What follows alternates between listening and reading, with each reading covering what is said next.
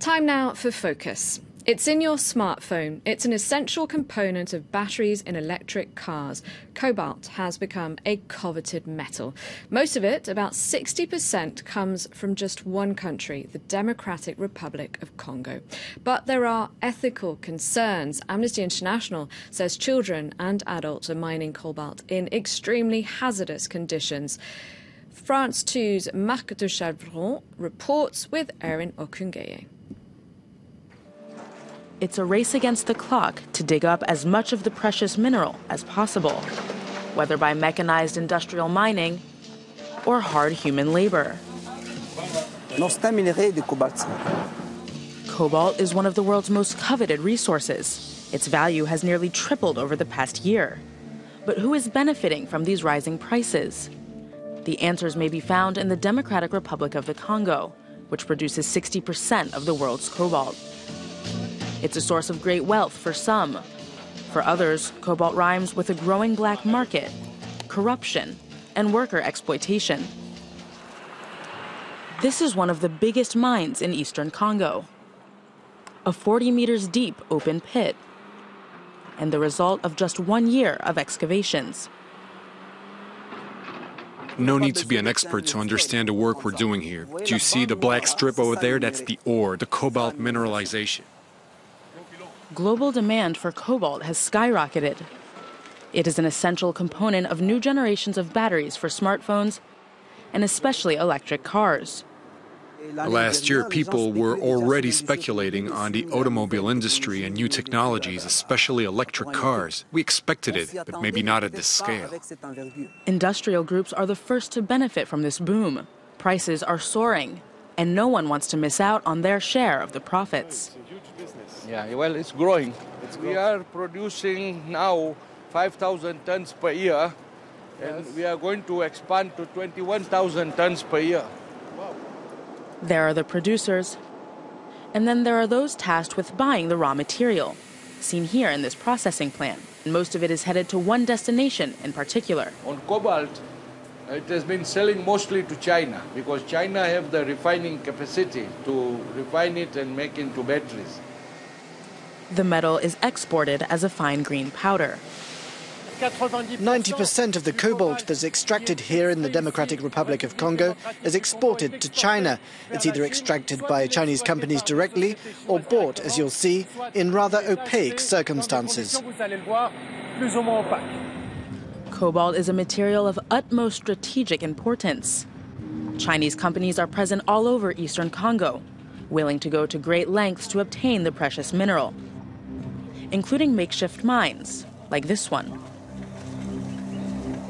These mines have proliferated over the past few years, and access to them is strictly monitored. We managed to discreetly visit one such mine. Here, a Chinese buyer supervises workers as they load bags of the mineral. Meanwhile, at the heart of the mine, so-called diggers are at work.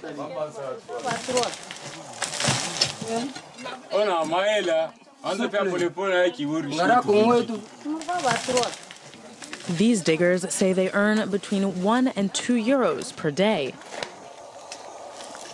After they fill their bags with the cobalt, they sell the merchandise on the black market, which is controlled by Chinese companies, like this one.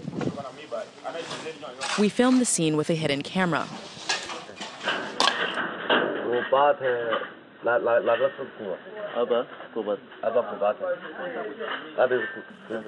The trader shows us a board where the prices of raw materials are displayed. A quarter of the cobalt extracted in the Congo is sold through the black market, a colossal business. A Congolese employee of the biggest Chinese company in the country confirmed the scale of the clandestine market. Here, no matter the quality or the amount of cobalt, they'll buy it. The black market works very well. It's well organized, you'll see. The business appears to be under the active protection of the Congolese government. The Presidential Guard, an elite force which answers directly to President Joseph Kabila, are posted at the headquarters of this Chinese company. According to the diggers we met, it's a protection that also extends to the shady ramifications of the cobalt business. C'est juste les gardes présidentiels de notre Congo et qui gardent les Chinois là-bas au dépôt. Ils sont ensemble? Oui, ils sont ensemble. C'est les Chinois qui font la loi parce qu'il a trouvé notre pays qui est foutu.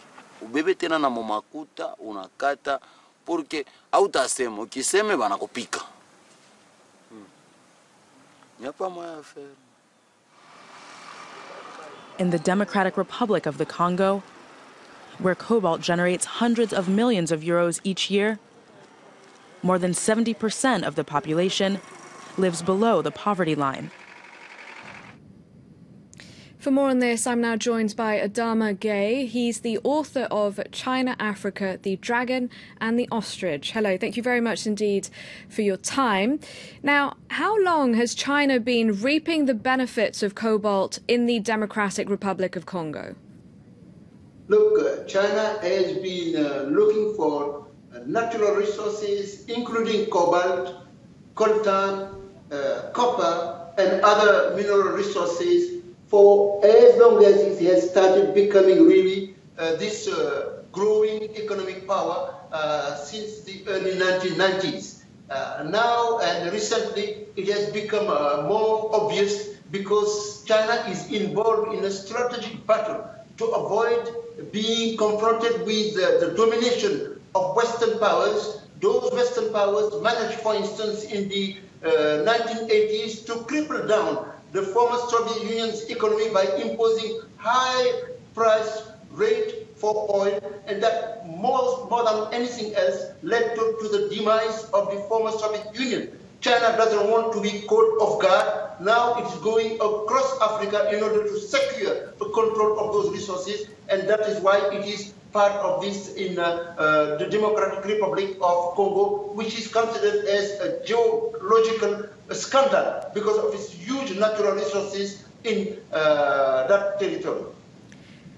Now, in our report, there's a suggestion that the Congolese government isn't just turning a blind eye to the black market, it's actually actively protecting it.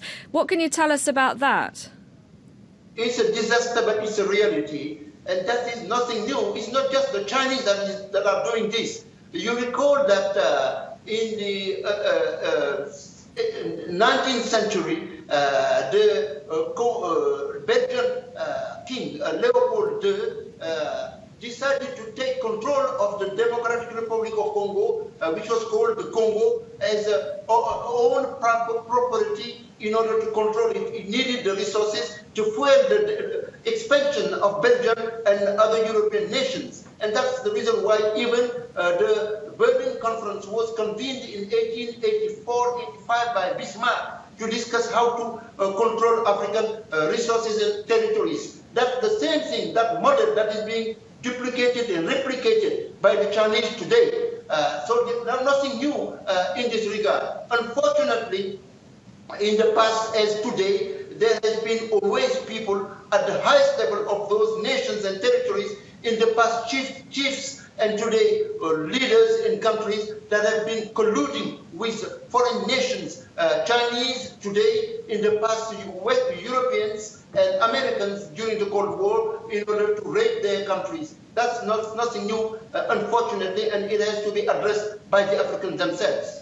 So where does this corruption leave locals, these people working in the mines, according to Amnesty International, in very hazardous conditions? Do they have any protections at all? Does the government look out for them at all?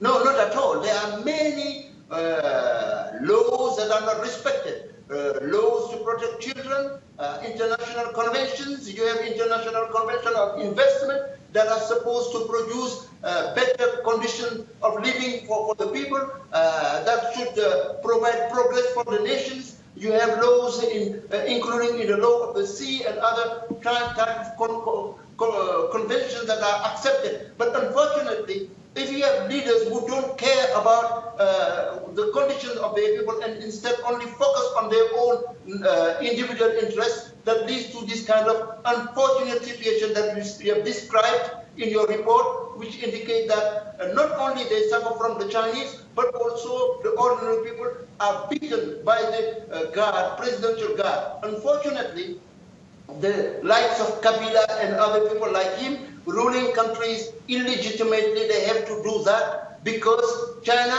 is today the only nation that can provide them with the umbrella that they need, because the Western powers, they are yielding their power in order to impose democratic norms. And in order to escape from those conditionalities of democracy, they have to deal with the Chinese, and unfortunately, the ordinary people are paying for that kind of treason by the leaders.